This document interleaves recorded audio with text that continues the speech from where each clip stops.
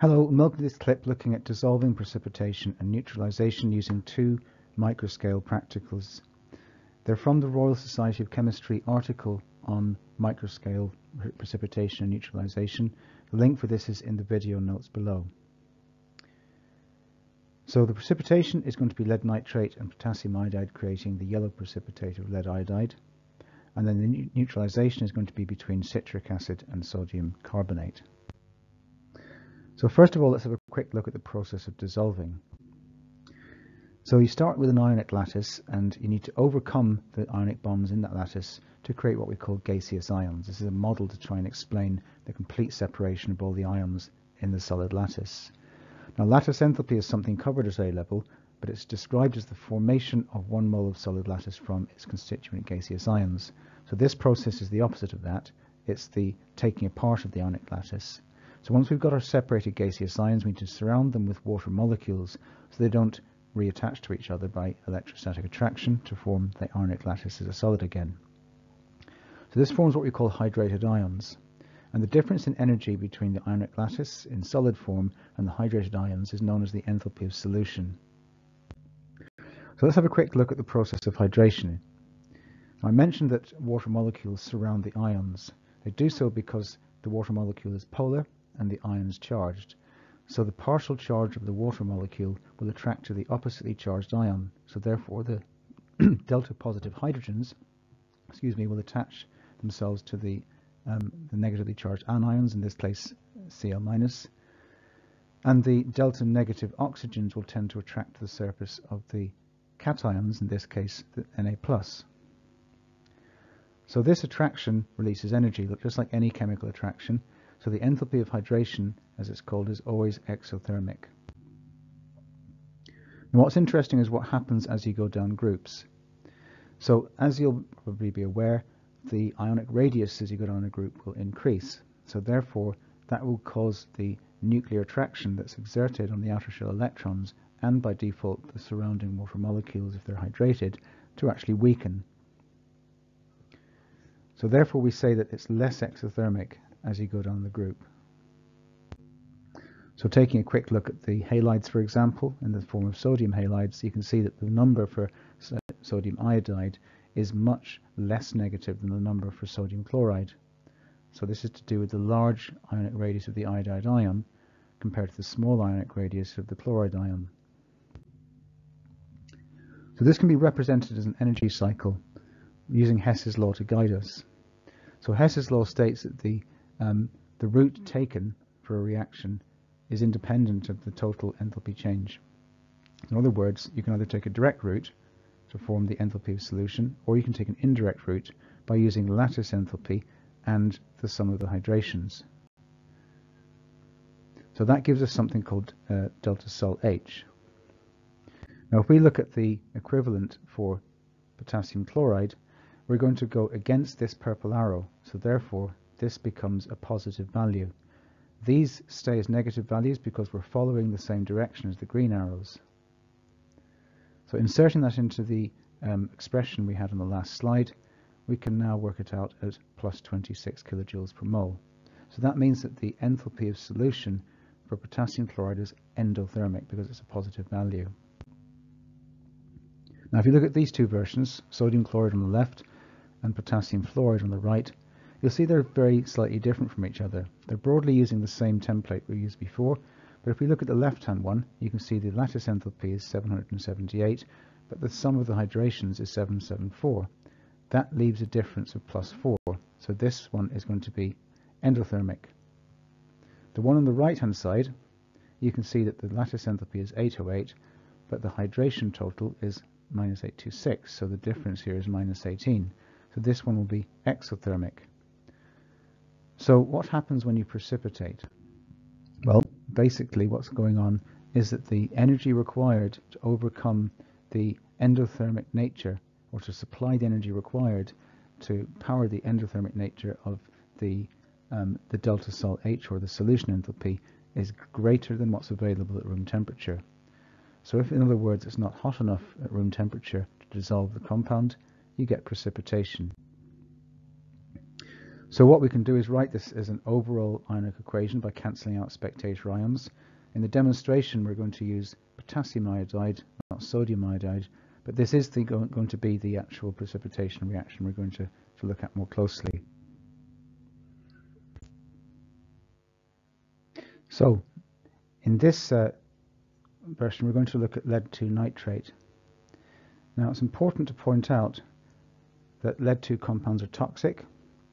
So what Ian's going to do is actually just push the lead crystals, the lead nitrate crystals over here with a splint like that.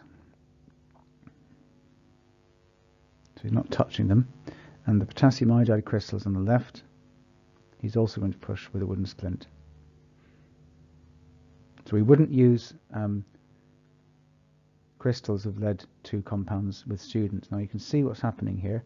You're getting the precipitation, and you'll see also that the precipitate starts to form and move towards the right of the drop.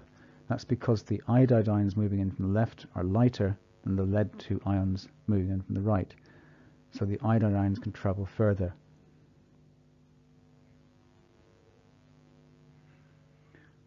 So going to the next one, we're going to use lead-2 nitrate.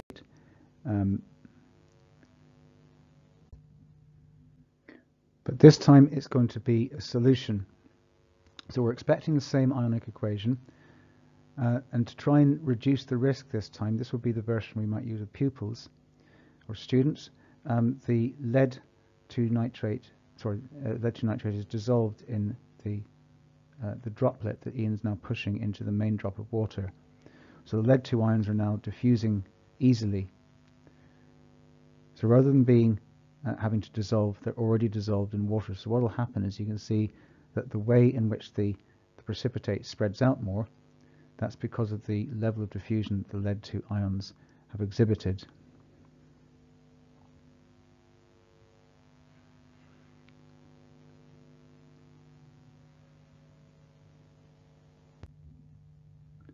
So the next thing we're looking at is neutralisation between citric acid and sodium carbonate.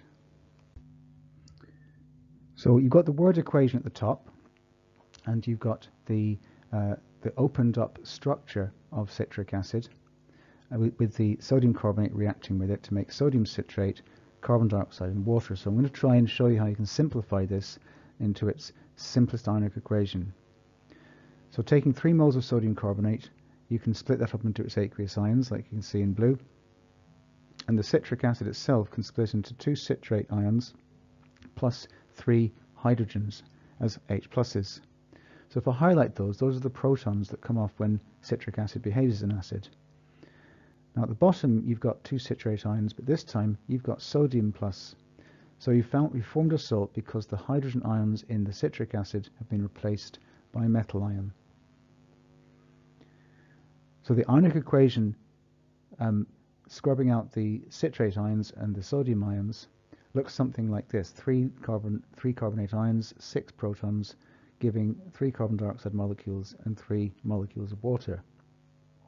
This can be simplified further into something that's a bit more familiar looking perhaps, which is the typical ionic simplest equation for the reaction of the carbonate ion with an acid.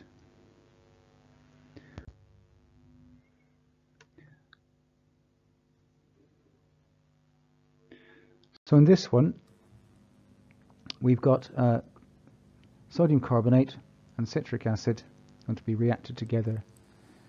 And you can see that there's 10 drops of water plus 1 drop of universal indicator, as per the instructions within that little black circle. So Ian's now pushing the citric acid crystals in on the right, which, as you'd expect, turn the universal indicator red as the hydrogen ions are released. And then the carbonate, which is a base, is pushed in on the left, which, as you'd expect, will turn the universal indicator blue. So you'll notice that the hydrogen ions are diffusing a lot more quickly from the right to the left than the carbonate ions are from left to right. That's due to the very large difference in mass between carbonate and hydrogen ions. So when they come into contact with each other, a very straight sort of boundary line will be formed. Now at this boundary line you'll expect a reaction to take place, obviously, between a carbonate and an acid, and like we talked about before, it's going to involve producing carbon dioxide. So it's a bit slower here, unfortunately, so I'll ask you to be a little patient while we wait for it to occur. So I'll try and talk you through what's going on. So if you remember from earlier, we'd come up with this simplest ionic equation, and basically we're going to see if we get any carbon dioxide bubbles. But there's a couple of interesting things we can notice right now. If you have a look in the middle part, you can see that the actual boundary line is starting to change shape. So the middle part is starting to sort of move from left to right. In other words, the carbonate ions are starting to diffuse a bit more across the block, across the drop. So where the arrow that points and says CO2 bubbles forming, give it about 3 minutes.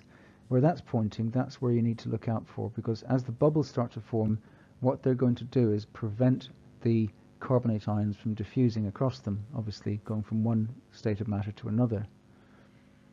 So the place to start keeping an eye out is here, and then a bit further down here as well.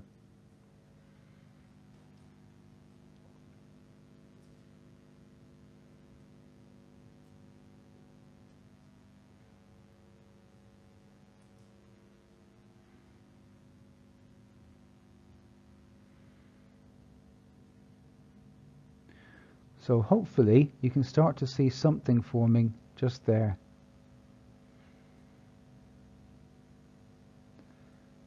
And there's also something to form, or starting to form, down here as well.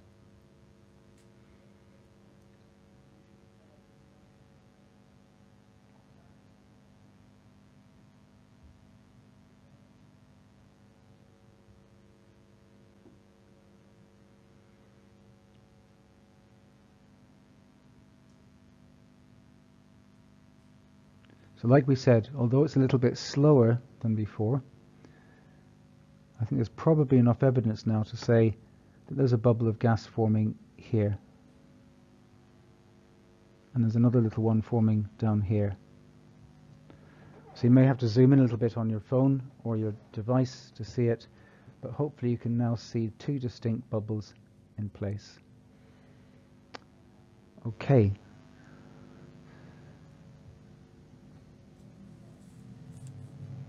So, thank you for listening, and well done for making it this far. Until next time,